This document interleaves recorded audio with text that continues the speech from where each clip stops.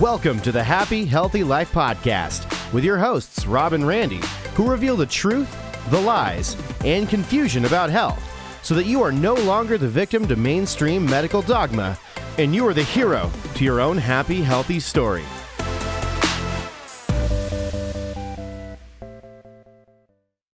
Welcome to part one of a very special episode of the Happy, Healthy Life Podcast. The guys are joined by Alexandra O'Brien as she interviews them for the Clean Truths podcast. We hope you enjoy this week's show and watch out for parts 2 and 3 in the near future.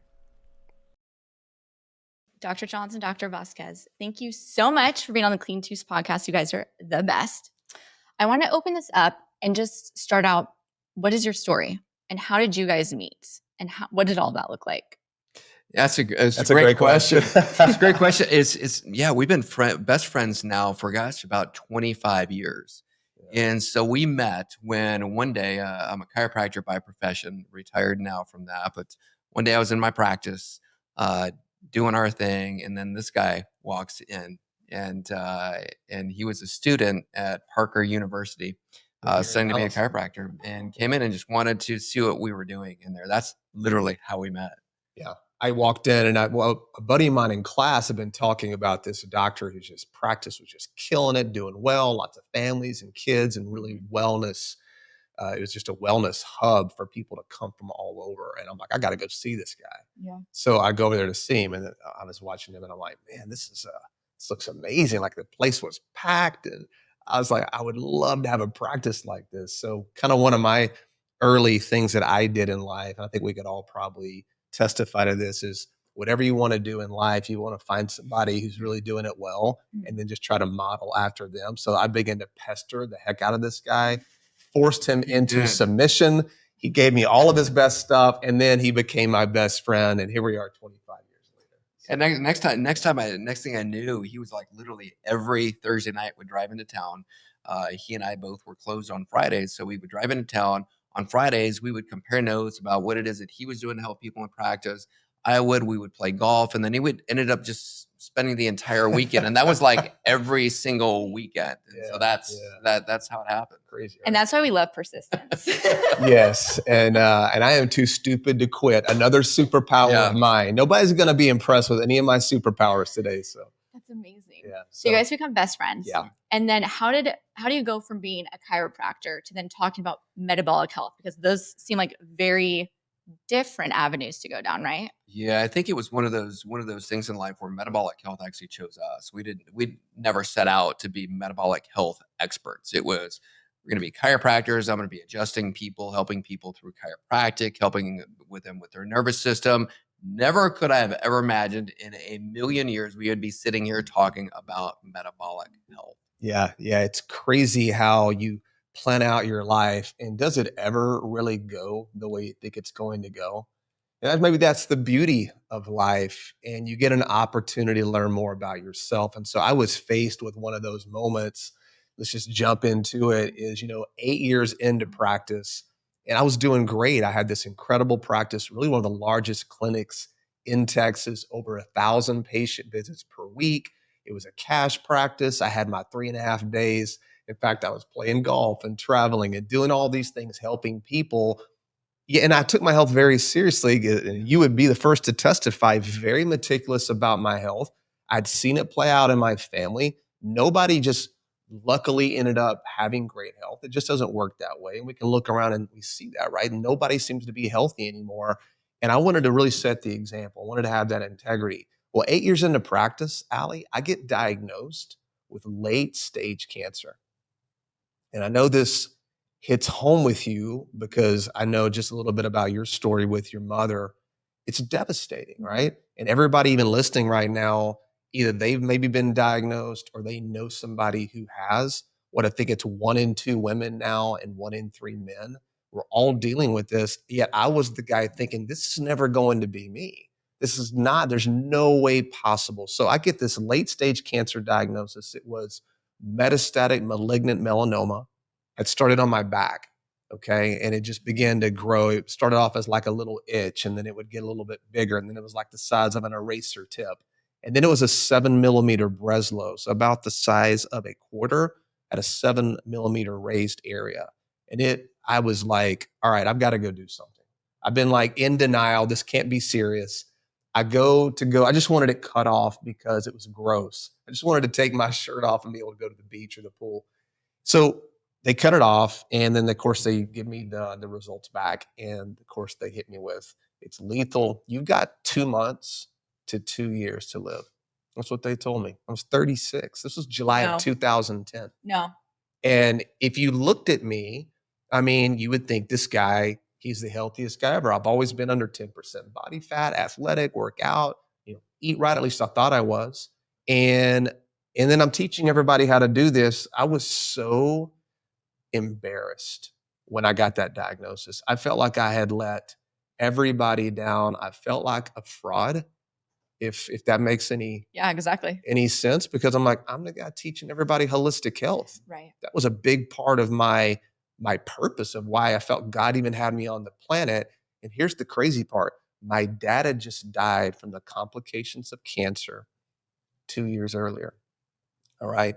And almost like I felt like that was even my fault. Like, what type of doctor are you that you can't even help your own father? And now here you are with another diagnosis. What are you going to do? Wow. And so, You cry. It's we'll laugh here in a little bit because it's easier to laugh now than it was back then. But as we're having this conversation, I'm just trying to pull myself back into that moment of getting that diagnosis, which is paralyzing. You're just the thoughts that go through your head. I mean, you're thinking about everything. I'm thinking there's no way. I mean, I still want to get married. I still want to have kids. I've got so many things I want to do. And they're telling me that this is lethal, that I'm probably not going to be around. And, but you really find out what you believe when you're thrown into the fire, right? It's easy to say one thing, but what are you going to do when that proverbial beep hits the fan? And for me, my worst nightmare was right there in front of me. And I wasn't sure what I was going to do, but I was sure what I wasn't going to do. And sometimes that is the most important thing, not knowing what you're going to have to do to get well, but knowing what you're not going to do. And for me, I had a strong, very strong value in me and a principle in me that chiropractic care gave me. In fact, I always say chiropractic care saved my life. And it probably doesn't make any sense. Like, how would a chiropractic adjustment save your life? Right.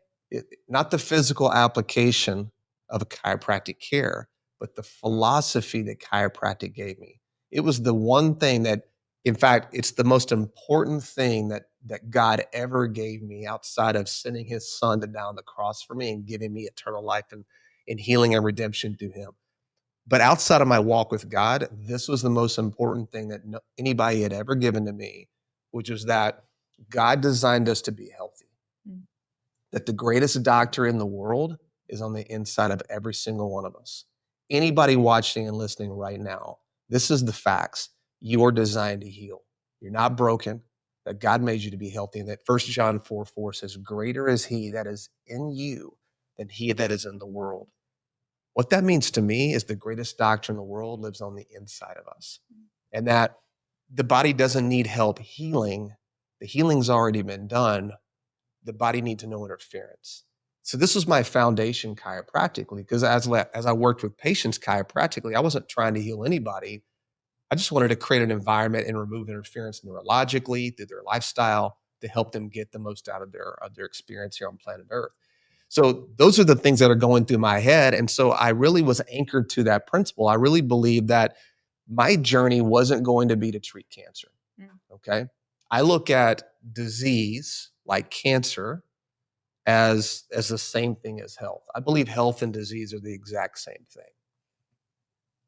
Think about that. Mm-hmm. What are your first thoughts when I say that? Fine line. There's a very fine line. Health and disease are the exact same thing. It's the body doing the right thing under the circumstances. So when they give you a diagnosis, they're labeling you with the disease. And in most cases, in my mind, I don't subscribe to that model. I didn't look at cancer as a disease. I looked at my body was doing the right thing under the circumstances. What if cancer wasn't a disease? What if it was a symptom? of a much bigger problem that treating a disease was never going to correct. I had a huge emotional wound, which I know you can speak to when you lost your mom, and probably a lot of people listening. When my father died, devastated. Great man, great husband, great father, great leader. His death, I did not do good with it. Mm. And how was going through standard of care, which we all know, chemotherapy, radiation, drug trial, hospice, whatever. It's awful. That whole gamut is awful. The whole system, it would be treating a condition that wasn't caused by a lack of chemicals. There is no disease caused by a lack of chemicals. If you give toxins and drugs to a healthy person, it will make them sick. Yes. How is giving drugs and toxins to a sick person going to make them healthy? It just can't happen. Mm-hmm. The chemotherapy would have not helped me heal the wound of my father. There are emotional components to health. Would we all agree? Dr. Rob, I know you agree as well. There are emotional components. You're right. Really, what are the causes of disease?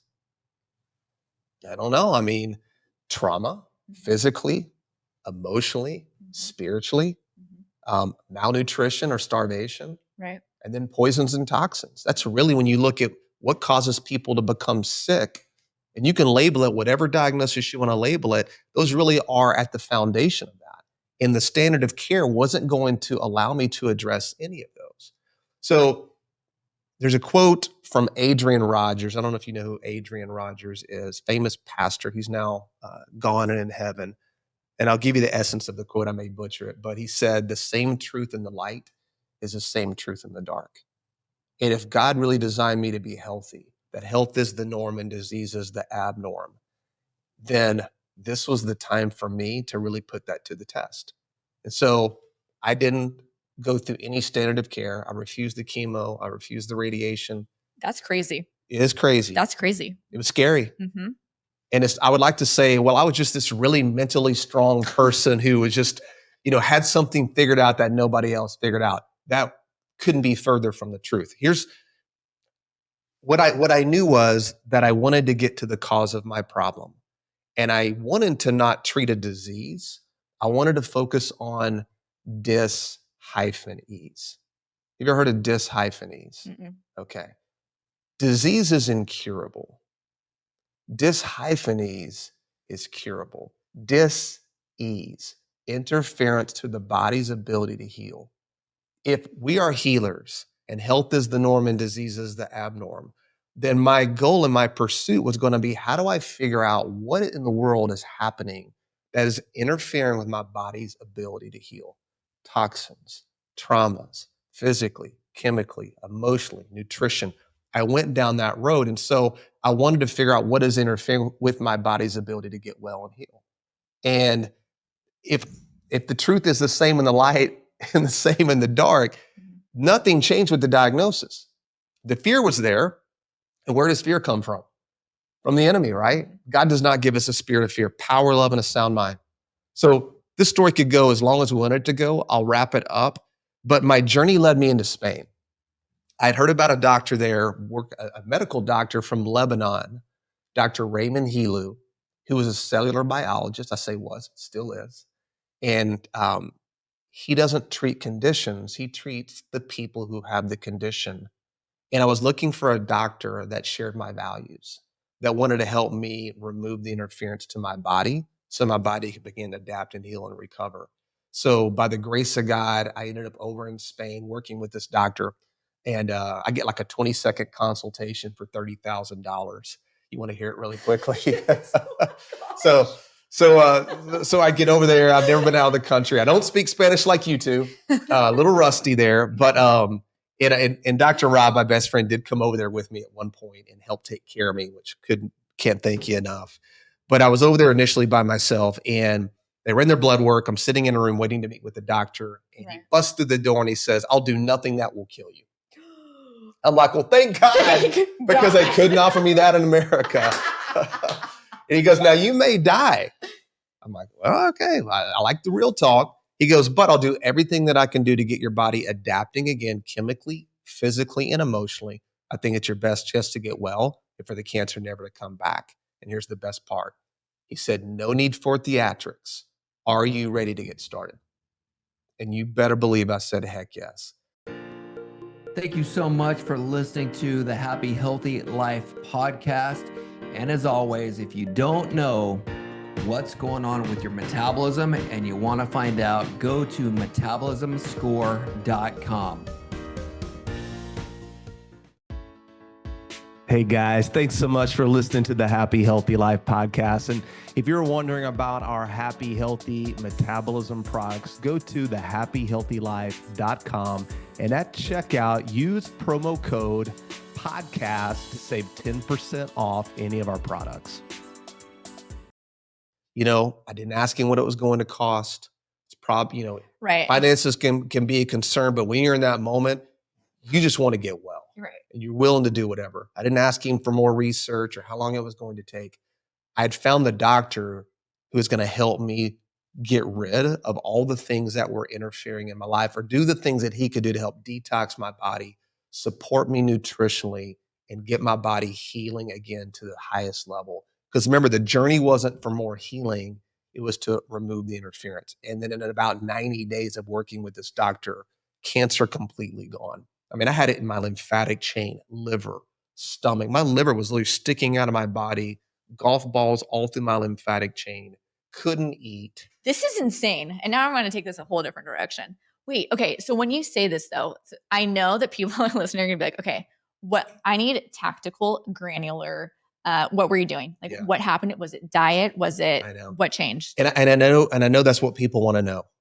And I know, and who wouldn't want to know? Because when you hear this story, it's like, well, how is that even possible? Because in America, they don't tell us this stuff. Correct. Why did I have to leave the country? Correct. To get somebody who would work with me holistically, who valued the human experience and the involvement of me taking responsibility in my own journey to get well. The medical community loves to create victims. In fact, the whole cancer industry depends on victim mentality. Right. Where there's nothing that we can do. Doesn't matter what you eat. Doesn't matter what you drink. Yep. Doesn't matter what you think. Yep. Just sign up for the standard of care and everything's going to be fine. And then it's not fine. Right. So I did a lot of things, but I got to be honest. I honestly don't know for sure why I got well. Mm. The only thing that I can speak to with confidence is the strength that God gave me with the principles that he put in my heart that I anchored to in my worst moment, which was that disease wasn't the problem. I had interference to my body's ability to heal. I don't subscribe to the disease model.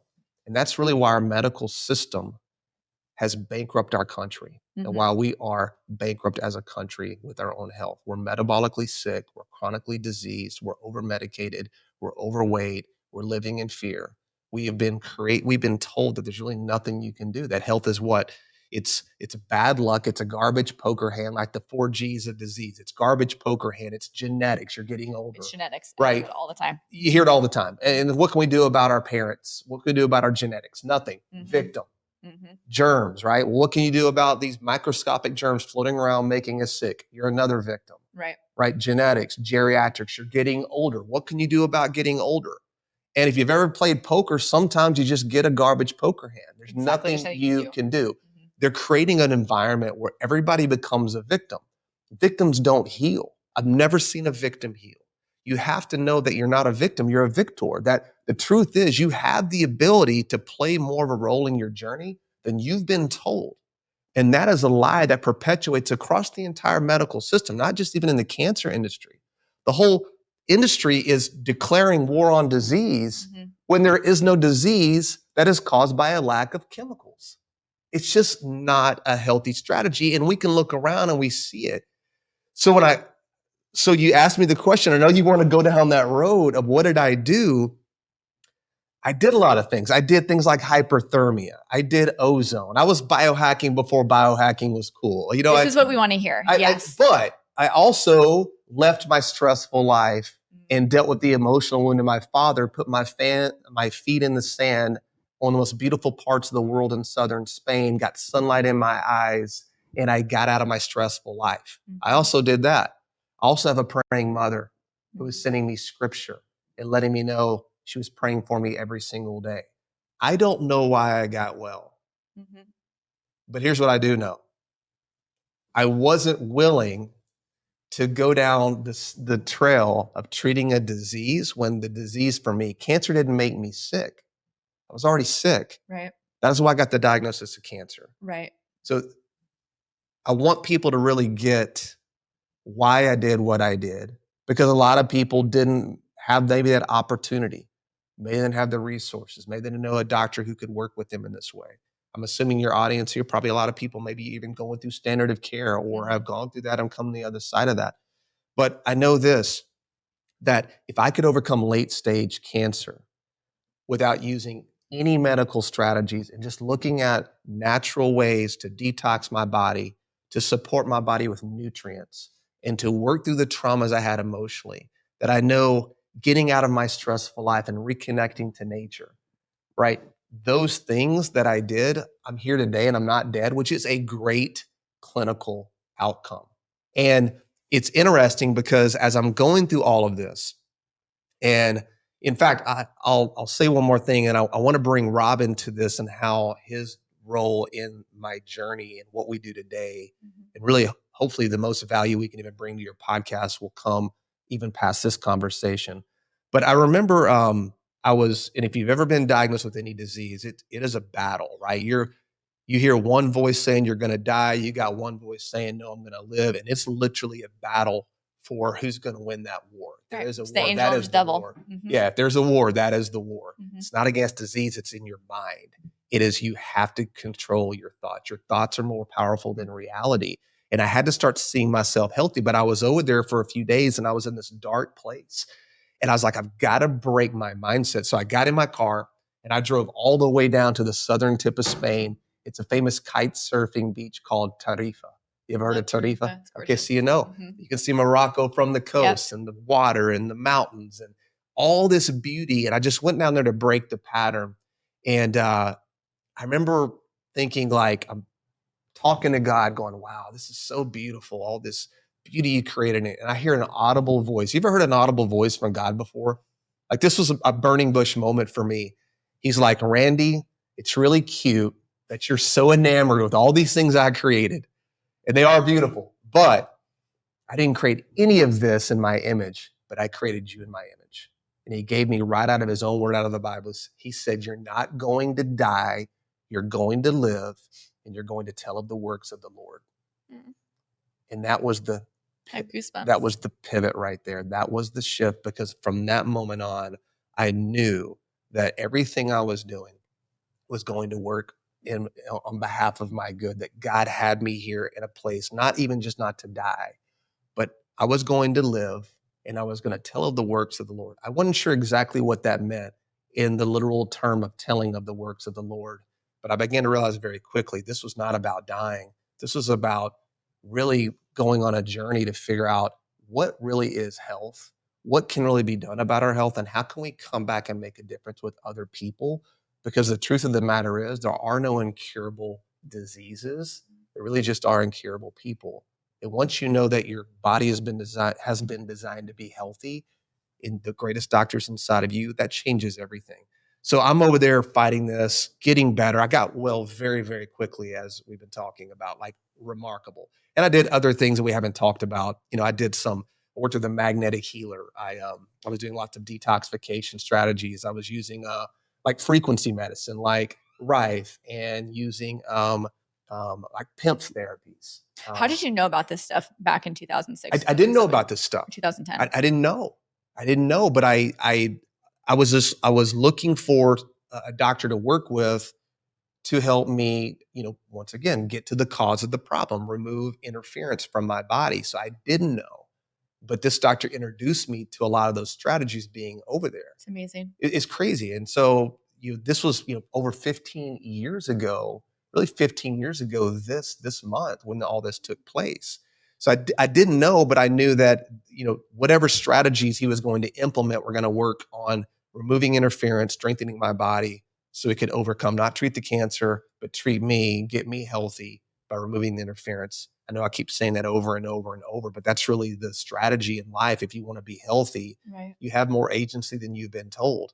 And what makes us sick, once again, is not a lack of chemicals. It's really what is making us sick are the things that we can control. The foods that we eat, the air that we breathe, the water that we drink, right? The things we put on our skin, getting out of nature, getting sun in your eyes, getting sun on your skin, living in gratitude. Those are powerful strategies that we can all do to get well. Maybe we'll do a different podcast. We go through the intricacies of the details of maybe what I did and more of the story. But at this time, as I'm going through all this, I reached out to Rob. He obviously knew what was going on. And Rob, you can take it from where you want to take it from here. But I knew I needed to get Rob over there, not just because I needed him, that I really needed to have somebody out there with me. I was really craving somebody who really loved me and knew me and could support me in a way that would work with what I was doing. But I was worried about him as well, because I knew that the life that you live when you're stressed out and you're overworked, which, when you give and give and give and give and you don't take good care of you, that has an expiration date. And I was super worried about him and his practice in his life. So anyway, I send you the 911 text. And I'm like, man, you got to get out here, buddy. I need you. I need you. so many different ways that I could go with that. So I was just like thinking. What was your initial thought when he sent that to you? Well, so I just just got through speaking at a conference. So we're at dinner with all the speakers from the conference that evening. This is before I took off to Spain. Yeah. And so, so that was how we found out about going to Spain. Is when I found out that he had cancer, we were getting ready to speak at a conference, and that's a different part of the story. But we're getting ready to speak at for the conference, and he was like not looking good. He was like a gray bluish color. I had no idea he had cancer, and zero clue. He didn't tell anybody. You kept it. I was completely ashamed, and yeah. So we're getting ready to speak. He's like, I can't even prepare. As you can see, even like with the dichotomy between the two of us, right? The yin and the yang. I'm the one that like is making sure that everything is ready to go and the notes and all those things. And so I'm like, hey, are you ready? I'm not that guy. Making sure that charging held a water pistol. Like, making sure the microphone is working. I love those things. I can't even plug it in. That's how I am too. So I'm like, God for this guy. Like, are you ready to go? He's like, no. I'm like, what do you mean?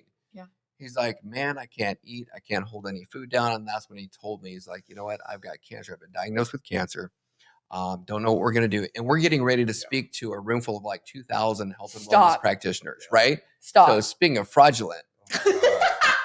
Biggest. Felt so fraudulent. So we go downstairs in the hotel lobby, and this is going to sound so cheesy, but this is exactly how it happened, is that we're sitting there and we're going, all right, let's just breathe for a second.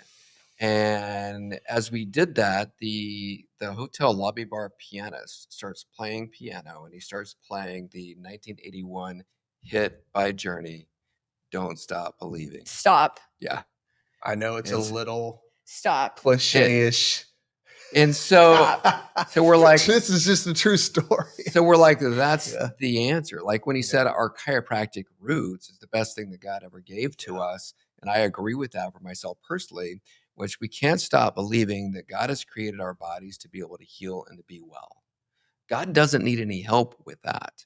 He just needs no interference. If we can find the interference with whatever it is that's going on inside your body, it can be able to heal. We just have to figure out where the interference is coming from. So, kid you not, we come off stage, and there's a friend of ours who's a doctor there who's talking to us, and he's telling us about how his wife had just gone to see this doctor in Spain to get treated from Lyme disease. He was the only one that could help her, but really his specialty was helping treat people with cancer holistically. Same thing. That's wild. So this guy literally just hops on a plane and goes straight to Spain. Yeah.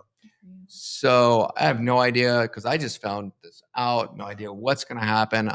Meanwhile, I'm back at home, stressed out. What he didn't know around that time is that I had injured my lower back. I didn't want to tell anybody that I'm a chiropractor. How are you a chiropractor with a back problem? Right. And so I didn't tell anybody. I was having a hard time being able to even walk. I had fallen off an 8-foot fence, compressed My entire spine, 2 of the discs in my lower back literally just shot right out, 13 millimeter disc herniation in my lower back. I'm barely able to walk. I am so sorry. That pain. There's nothing in the world like it. And so it was a really short period of time. It was probably like 3 or 4 months because I couldn't stand up hardly anymore. I couldn't exercise. And I was always the person who was perfect with what it is that they were eating to maintain a healthy weight.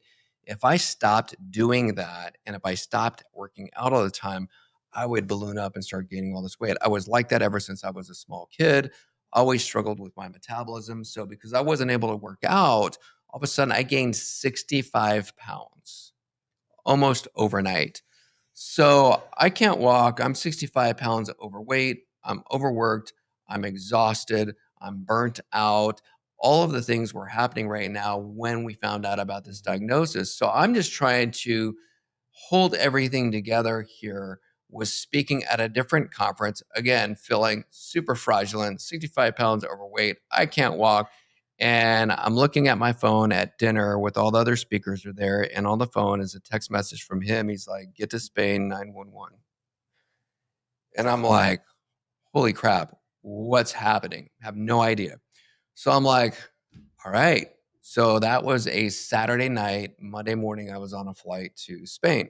I'm like, I don't know where he's at. I think I know the hotel that he's at. That's about all I knew. So this story is wild. So and my lack of attention to detail was not helpful. He doesn't have anything in his inbox at all to guide him. No idea. I just like I'm in Spain. He'll figure it out. I just knew the name of the hotel. I don't know how to get there. So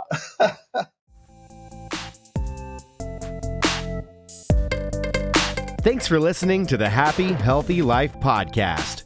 If you enjoy the show, make sure to follow them on Instagram at the H2 Life or on YouTube and Facebook at the Happy Healthy Guys. Don't forget to like, subscribe, follow, and review the show wherever you listen to podcasts.